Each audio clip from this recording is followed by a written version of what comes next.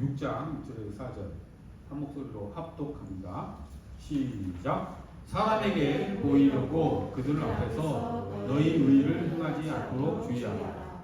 그리하지 아니하면 하늘에 계신 너희 아버지께 상을 받지 못하리라. 그러므로 구제할 때에 외식하는 자가 사람에게서 영광을 받으려고 회당과 거리에서 하는 것 같이 너희 앞에 나팔을 불지 마라.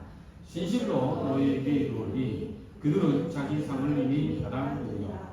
너는 구제할 때에 오른손이 하는 것을 왼손이 모르게 하여 내 구제함을 은밀하게 하라. 은밀한 중에 보시는 너희 아버지께서 갚으시리라. 아멘.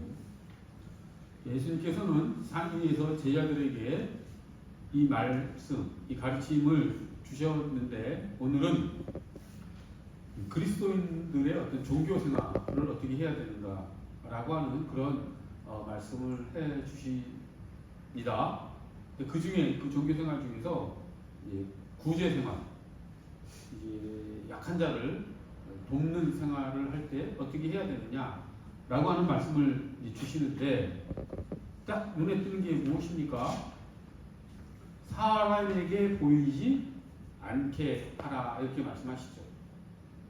아주 그래서 유명한 말이 나옵니다. 오른손이 하는 일을 왼손이 모르게 하라. 은밀하게 하라. 오직 하나님만 알게 하라. 이런 말씀이 가장 눈에 띕니다. 그런데 우리가 먼저 해결하고 넘어갈 문제가 하나 있습니다. 어떤 문제냐면 산상수훈 5장 16절을 보면 이런 말이 있죠. 5장 16절을 보면 주님께서 제자들에게 너희 빛을 세상에 비추어 사람들이 너의 착한 행실을 보고 하나님께 영광 돌리게 하라. 이렇게 또 말씀하셨죠. 같은 산상수훈의 말씀 안에 모순되는 말씀이 동시에 나오죠. 5장 16절에서는 착한 행실을 보고 사람들이 하나님께 영광 돌리게 하라라고 말씀하셨는데 지금 여기에서 6장에서는 지금 뭐라고 말씀하십니까? 사람들에게 보이려고 너의 의를 행치 말라라고 말씀하시죠. 두 가지 명백히 모순이지 않습니까? 이 말씀을 우리는 어떻게 받아들여야 되겠습니까? 우리는 착한 행실을 통해서 사람들이 하나님께 영광 돌리게 해야 됩니까? 아니면 사람에게 보이지 않게 은밀한 중에 보시는 하나님께만 보이게 오른손이 하는 일을 왼손이 모르게 선행을 해야 합니까? 우리는 어떤 예수님의 말씀을 따라야 할까요? 이처럼 성경은 두 가지 말씀을 동시에 하는 경우가 아주 많이 있습니다. 이 중에 어느 하나만 취하면 불균형한 신앙생활을 하게 되죠. 이 두 가지 말씀을 다 5장 말씀과 6장 말씀을 다 우리가 주님의 말씀으로 받아 이 두 가지를 다 실천할 수 있어야 균형 잡힌 신앙생활을 할 수 있습니다. 그럼 이 두 말씀을 어떻게 통합할 수 있을까요? 이 두 가지 말씀은 같은 말이라고도 본질적으로는 같은 말씀이라고 할 수 있는데 그것이 어떤 점에서 통합이 되냐면 하나님께 영광이라는 말로 이 두 말씀이 통합될 수 있습니다. 즉 6장에서 사람에게 보이려고 위선적인 구제행위, 선행을 하지 말라라고 하는 것에 말씀의 초점은 너의 그 선행의 목적이 하나님께 영광이 아니고 내 자신이 칭찬받기 위해서라고 한다면 그런 일을 하지 말라라고 하는 것이고 5장에서 착한 행실을 보고 영광 돌리게 하라라고 하는 말씀은 우리의 그 착한 행실을 사람들이 보고 그 목적이 우리의 마음의 동기가 하나님께 영광이라고 한다면 그것은 사람들에게 보여져야 한다라고 하는 것입니다. 이 두 가지를 통합하는 것은 그 선행을 하는 데 있어서 동기인 것이죠. 그러니까 동기가 무엇이냐에 따라서 사람들에게 보일 수도 있고 보이지 않을 수도 있다라고 하는 것입니다. 동기가 하나님께 영광 돌리기 위한 것이라고 한다면 그것은 사람들에게 보이든 안 보이든 그것은 상관이 없습니다. 그것은 보이게 또 되어 있습니다. 하나님께서 그것을 또 보이게 하십니다. 의도적으로 내가 나팔을 불며 내가 이런 일을 한다. 막 사진을 찍고 SNS에 올리고 막 생색을 내고 하지 않다 하더라도 하나님의 방법에 의해서 하나님의 때에 의해서 그것은 사람들에게 보여지게 되어 있고 그로 인해서 하나님께 영광 돌려지게 되어 있다라고 하는 것이지요. 하나님께 영광 돌린다는 게 무슨 뜻입니까? 하나님의 하나님 되심을 보이게 하는 것이죠. 그러니까 우리의 선행을 통해서 착한 행실을 통해서 하나님의 하나님 되심, 하나님의 자비하심, 하나님의 관대하심이 보일 수 있다라고 하는 것. 그렇다라고 한다면 우리는 우리의 빛을 세상에 비추어 착한 행실을 세상이 알게 해야 되는 것이죠. 하지만 오늘 본문에 나오는 것처럼 이 바리새인들이 어떻게 합니까? 이 바리새인들은 자기가 사람들에게 인정받기 위해서 하나님이 아니라 동기가 하나님께 영광이 아니라 자기가 인정받기 위해서 자기가 갈채를 받기 위해서 칭찬을 받기 위해서 회당에서 사람이 많이 있는 회당에서 그리고 길거리 가장 사람들이 많이 다니는 길거리 모퉁이에서 비유적으로 나팔까지 불어가면서 자기의 착한 행위를 이렇게 생색내고 이렇게 내보이고 하려고 하지요. 이런 일을 하지 말라라고 주님께서 말씀하신 것입니다. 오른손이 하는 일을 왼손이 모르게 은밀한 중에 하나님께서는 아시도록 그런 일을 해도 그것은 빛이 되어 사람들이 우리 착한 행실을 보고 하나님께 영광을 돌릴 수 있다라고 하는 것, 이 구별을 잘 했으면 좋겠습니다. 지금 하나님께서는 우리가 오직 하나님의 하나님 되심을 나타내는 그런 삶을 사는 것을 우리에게 요구하신다라고 하는 것. 그 삶의 기본은 본질은 나를 내보이려고 하는 것이 아니라 하나님의 하나님 되심을 내보이는 그런 동기와 목적을 통해서 모든 일을 행하라는 하나님의 말씀인 것이죠. 그래서 오늘 이제 이 하나님께서 예수님께서 우리에게 주신 말씀은 구제할 때, 그러니까 자선 행위를 할 때 어떻게 해야 되느냐라고 하는 것을 이제 말씀하신 것이죠. 오른손이 하는 일을 왼손이 보이게 은밀하게 하라. 그리고 나서 이제 예수님께서는 그 종교 생활에 관해서 이 다음에는 기도를 어떻게 해야 하는지, 그 다음에 금식할 때는 어떻게 해야 되는지 이런 거에 대해서 말씀하십니다. 기도도 역시 사람들에게 보이려고 하지 말고 은밀한 중에 골방에 들어가서 문을 닫고 하라라고 또 말씀하시죠. 또 금식할 때도 얼굴을 일부러 막 내가 금식해서 너무 힘들다라고 하는 티를 내지 말고 오히려 기름을 바르고 세수를 깨끗이 하고 금식하는지 안 하는지 모르게 그렇게 금식하라고 하십니다. 그러니까 종교 생활을 할 때는 중요한 포인트가 이제 은밀한 중에 오직 하나님만 아시도록 하라라고 하신 것이 예수님께서 산상수훈에서 우리에게 주신 그런 말씀의 요지라고 할 수 있습니다. 한 단어로 말하면 우리가 종교생활, 즉 경건생활을 할 때는 오직 하나님 앞에서만, 코람데오란 말이 있죠. 하나님 앞에서 행동하는 그런 마음으로 경건생활을 해라라고 말씀하신 것이죠. 그런데 이제 조금 그 앞에 부분과 우리 종교생활을 좀 비교해 보는 것도 필요할 것 같습니다. 지금 무슨 소리냐면은 5장 내내 하나님께서는, 예수님께서는 도덕적 의에 대해서 말씀하셨죠. 근데 지금 6장에 들어와서는 무슨 의를 말씀하신 거라고 지금 우리가 주님께 말씀 들었으니까 종교적 의에 대해서 말씀하신 걸 들었죠. 그러니까 5장에서는 쭉 도덕적 의에 대해서 말씀하신 것이고 6장에 들어와서는 이제 종교적 의에 대해서 말씀하신 것입니다. 예, 도덕적 의의 내용이 무엇이었습니까? 예수님께서는 도덕적 의를 말씀하실 때 우리 마음속에 분노, 화를 내는 것도 심판받을 일이다. 형제에게 욕을 하는 것도 심판받을 일이다. 라고 하면서 우리가 마음까지도 깨끗하게 사람 사이의 관계 속에서 도덕적 그런 삶을 살아야 된다라고 말씀하셨죠. 또 간음도 마찬가지였었죠. 간음을 안 한다라고 하는 것은 그 몸으로만 행동을 안 하면 되는 것이 아니라 마음까지도 깨끗하게 이성을 바라봐야 된다라고 말씀하셨었죠. 그리고 이혼에 대해서도 말씀해 주셨고 또 맹세, 헛된 맹세 하지 말라라고 하셨죠. 자기가 이 말의 진정성을 그것을 막 과장스럽게 나타내기 위해서 맹세를 그런 좀 과장적인 맹세를 하기를 예수님께서 원하지 않으셨습니다. 그래서 무엇으로도 맹세하지 말라는 말씀도 하셨고 또 보복하지 말라라고 하셨죠.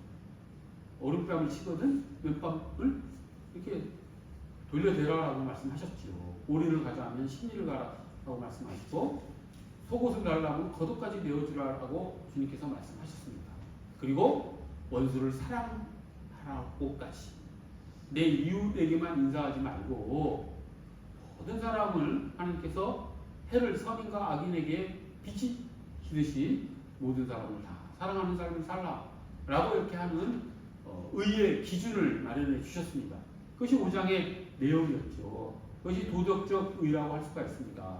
우리가 일상을 살아가는 데 있어서 우리가 어떤 마음 갖고 어떤 도덕 기준을 갖고 살아가야 되는지를 주님께서 말씀하셨죠. 그 말씀을 하시고 나서 지금 종교 생활, 우리 경건 생활은 어떻게 해야 되는가 라고 하는 기준을 주시기 위해서 구제 생활할 때는, 즉 헌금을 할 때는 어떻게 해야 되는지, 또 기도할 때는 어떻게 해야 되는지, 금식할 때는 어떻게 해야 되는지, 이렇게 종교적 의에 대해서 말씀하신 것입니다. 그런데 우리가 여기서 조심해야 될 게 어떤 부분이 있냐면, 과연 이 도덕적 삶과 이 종교적 삶이 과연 단순히 이렇게 분리된 것이기만 한 것인가? 라고 하는 점을 우리가 짚고 넘어가 봐야 합니다. 혹자는 잘못된 신앙생활을 하면은 이 도덕적 삶과 종교적 삶을 완전히 분리해서 우리가 세상에서 살아가는 삶과 종교적으로 살아가는 삶이 구별되는 것이 마치 좋은 신앙생활인 것처럼 생각하는 사람들이 있습니다. 즉 종교생활만이 신앙생활이다 라고 생각하는 것이죠. 그래서 종교라는 것이 이제 무엇입니까? 종교 그러면 어떤 것이 생각납니까? 종교라고 하는 것은 이제 믿지 않는 세상 사람들이 살아가면서 안 해도 된다라고 생각하는 분야의 삶이 종교이죠. 그러니까 믿지 않는 사람들은 전혀 관계를 맺지 않는 것. 그래서 믿는 사람들만 관계를 맺는 삶의 어떤 한 영역을 종교라고 할 수 있죠. 근데 그리스도인들 중에서도 그렇게 종교 생활만이 신앙생활의 다인 것처럼, 전부인 것처럼 신앙생활 하는 사람들이 있습니다. 그래서 이제 교회에서 어떤 뭔가를 하는 것만이 하나님께 칭찬, 하나님께 인정받는 일이라고 생각하며 신앙생활 하는 사람들이 있죠.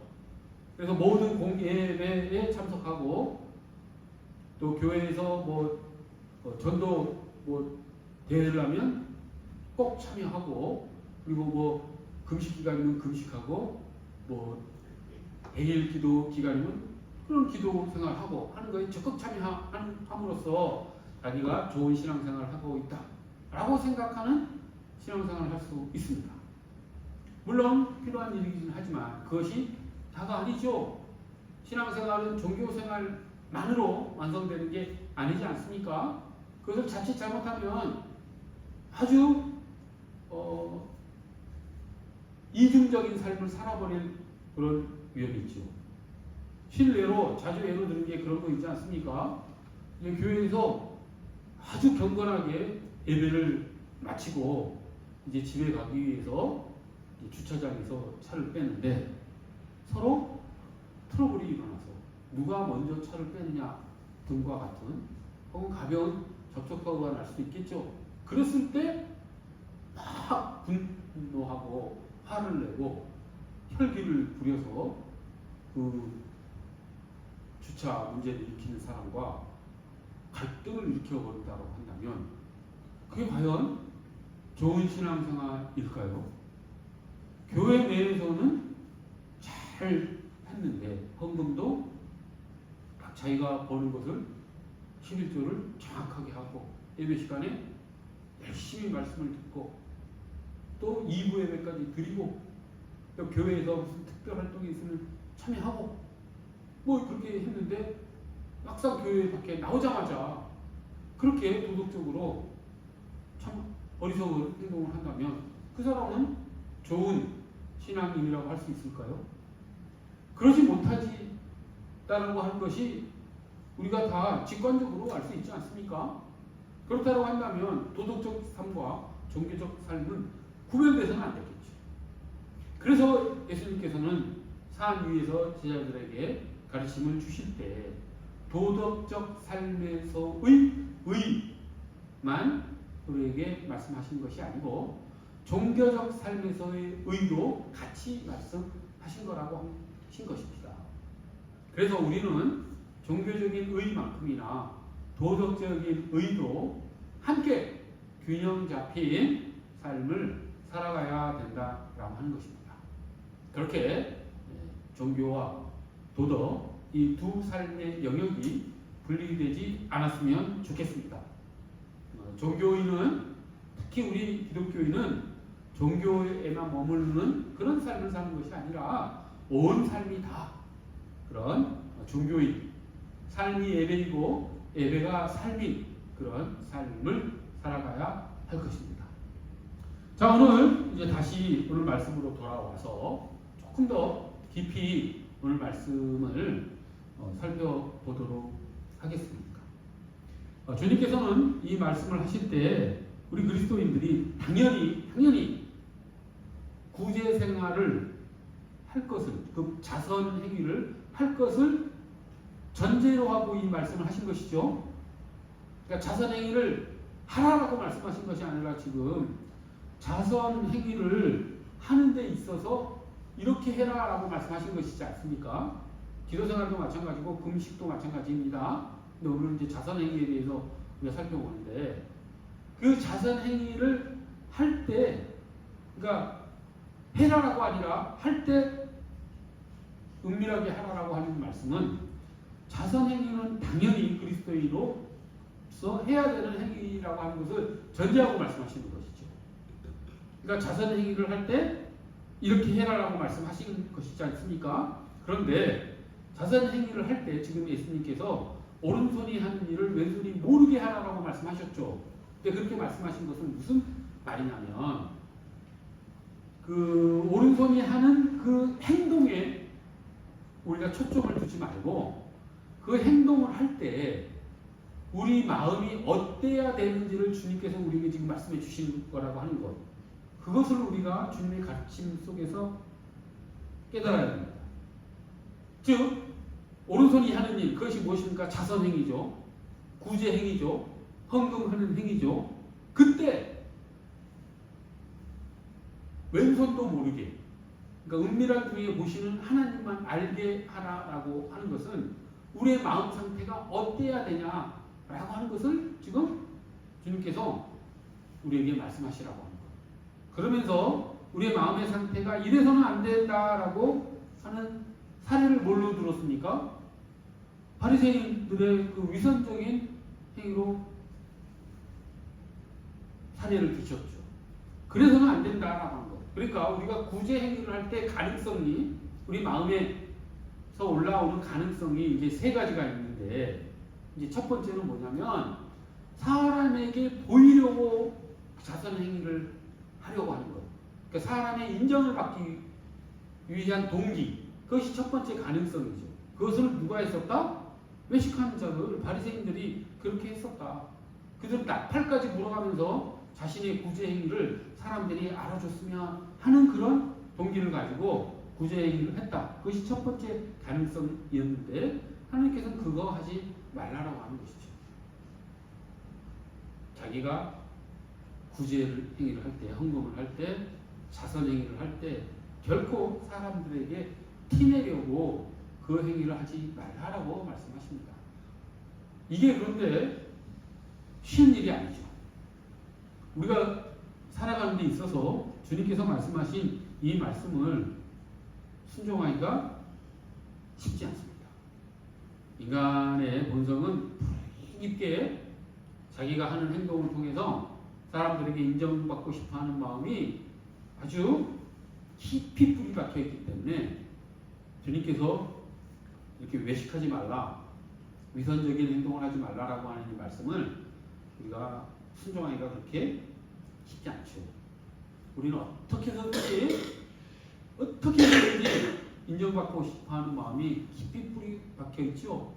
그래서 사람들의 그 세상적인 삶을 살펴보면 허세를 부리죠. 허세를 부리는 모습들이 많이 보입니다. 세상적인 삶 속에는 허영적인 마음 가운데 허세를 부리는 마음. 내 마음을 들여다보더라도 얼마나 많은 허세를 부리려고 합니까? 그렇죠. 내가 만약에 우리나라의 최고 권력자랑 조금이라도 어떤 연줄이 있다 한다라고 한다면 내 마음속에 어떤 마음이 들겠습니까? 그 사람과 내가 얼마나 가까운지를 티내고 싶겠죠. 그죠? 내가 만약에 BTS랑 친하다.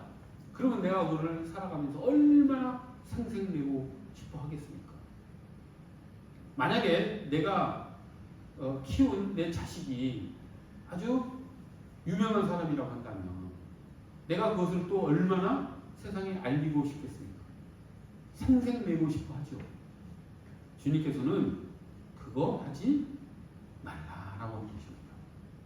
그런 허세, 그런 허영, 그런 생색, 그런 것들을 주님께서 기뻐하지 않으시고 그것들을 주님께서는 우리가 살아가는 데 있어서 열심히 제거해야 된다라고 말씀하신 거라는 거예요. 아마 이 부분을 오늘 우리가 말씀 가운데, 이 설교 가운데 진심으로 받아들이고 이것을 내 삶 가운데 실천해야 되겠다, 내 삶에 적용해야겠다라고 생각하고 오늘 하루를 한번 지내보십시오.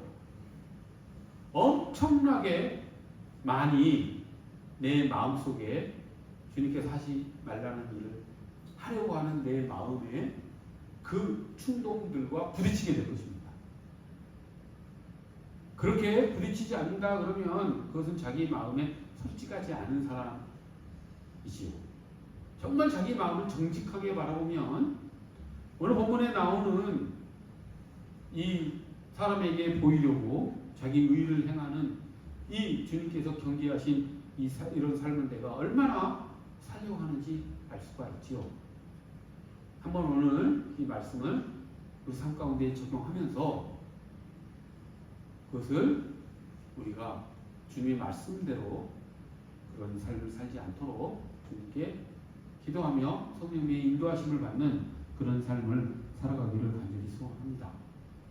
그 다음에 두 번째 가능성은 무엇이냐면 제 첫 번째 마음에서 떠오르는 것이 무엇이었습니까? 사람에게 인정받고 싶어하는 마음이었죠. 이제 그것을 주님께서 명백하게 하지 말라라고 말씀하셨죠. 이제 두 번째 가능성은 무엇이냐면 이런 착한 행실을 할 때, 구제 행위를 할 때, 헌금을 할 때, 자선 행위를 할 때 두 번째 가능성은 이게 자기 만족을 위해서 이 자선 행위를 하는 경우도 있다라고 하는 것이죠. 오른손이 하는 일을 왼손이 알게 하는 거예요. 자기가 알고 그 자선 행위를 통해서 느껴지는 어떤 만족감, 스스로가 착하다는 생각에 빠져서 이런 자선 행위를 할 가능성이 있습니다. 이것도 기독교에서는 주님께서는 하지 말라라고 하십니다. 즉 이런 마음으로 자기 만족을 위해서 자선행위를 하는 것은 진정 이타적인 행위가 아니라 자기 유익을 위해서 그 행동을 하는 것이죠. 진정 하나님의 말씀을 순종하려고 하는 사람은 자기가 흡족하기 위해서 자기가 만족한, 그러니까 선행을 해서 자기가 보람있다라고 하는 생각, 그런 자기의 유익을 위해서 이런 자비 행위를 하지 않는다라고 하는 것이죠. 그래서 주님께서는 오른손이 하는 일을 왼손이 모르게 하라. 그러니까 자기도 모르게 하라는 의미를 그렇게 비유적으로 표현한 것이라고 할 수가 있습니다. 자기 마음 상태마저도 자기의 유익을 위해서 하지 말라라고 한 것이죠. 왜 그렇겠습니까? 왜 자기 만족을 위해서 선행을 하지, 자선행위를 하지 말라고 했겠습니까?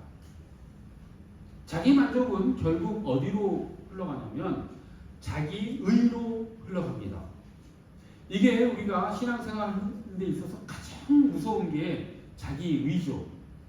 자기 의는 결국 교만으로 흘러갑니다.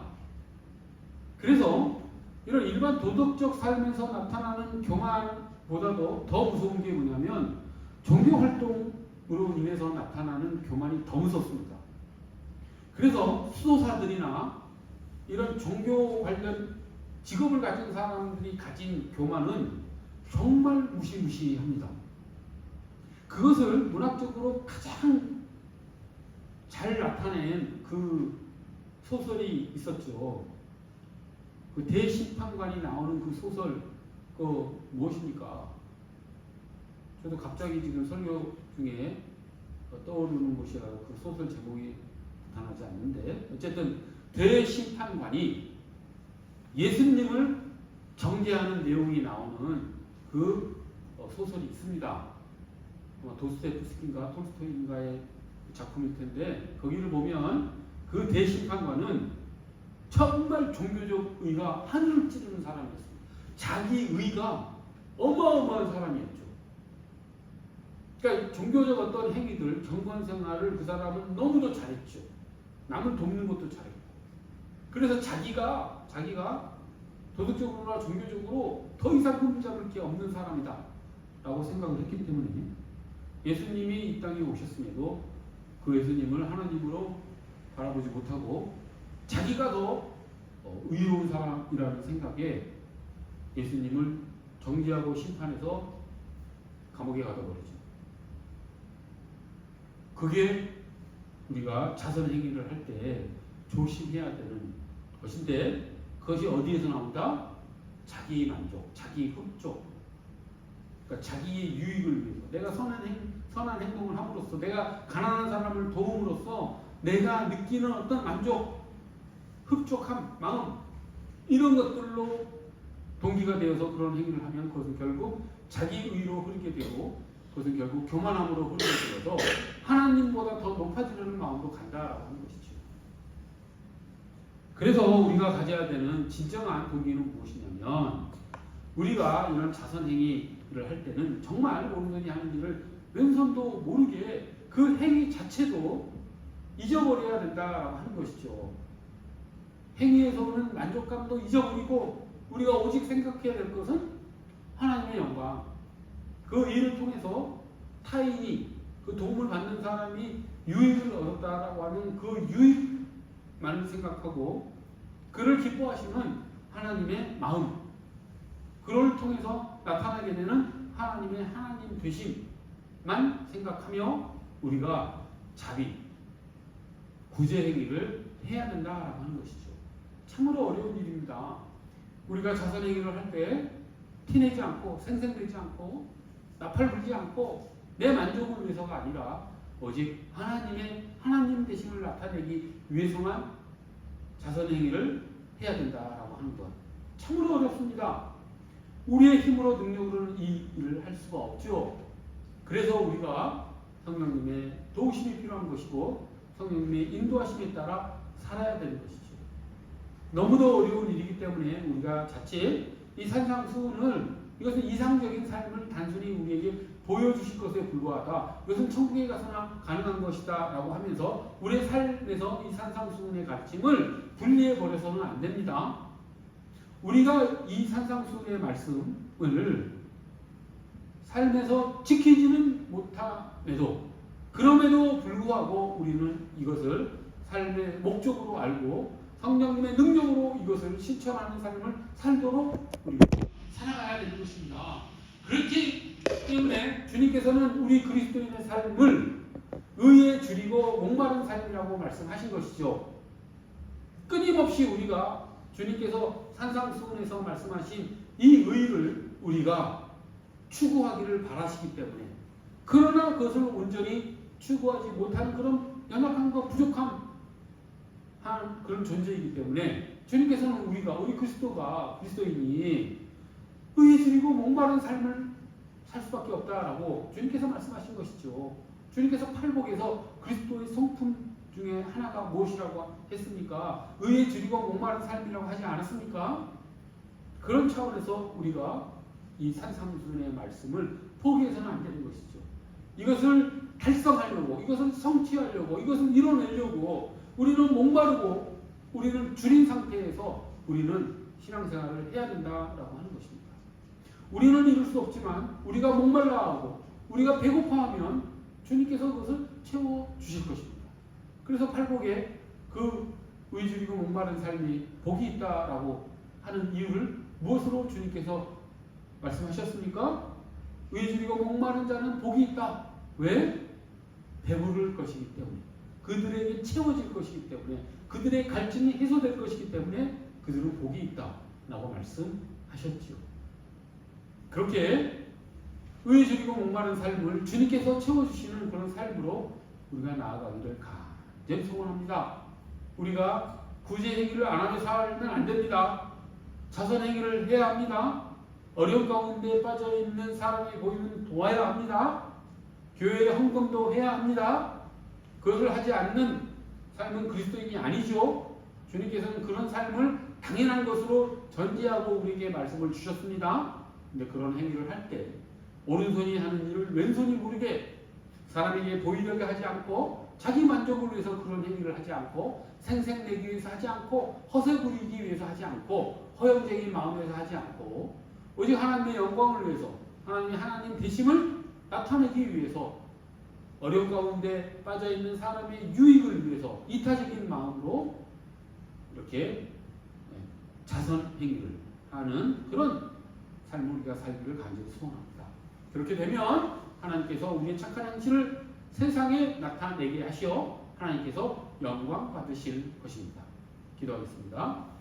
거룩하고 자비로우신 하나님 아버지, 하나님, 저희가 구제 행위를 할 때, 저희가 자선 행위를 할 때, 저희가 헌금을 할 때 세상에 보이려고 사람에게 보이려고 하지 않도록, 내 만족을 위해서 하지 않도록 주님 저희를 인도하여 주시고 오직 하나님의 영광을 위해서, 하나님 되심을 나타내기 위해서, 어려움 가운데 빠져있는 사람들의 유익을 위해서 그 일을 할 수 있도록, 오른손이 하는 일을 왼손이 모르도록 오직 하나님의 인도하심만으로만 우리의 착한 행실이 세상에 나타나 하나님께 영광 돌리는 삶을 살 수 있도록 저희를 이끌어 주시옵소서.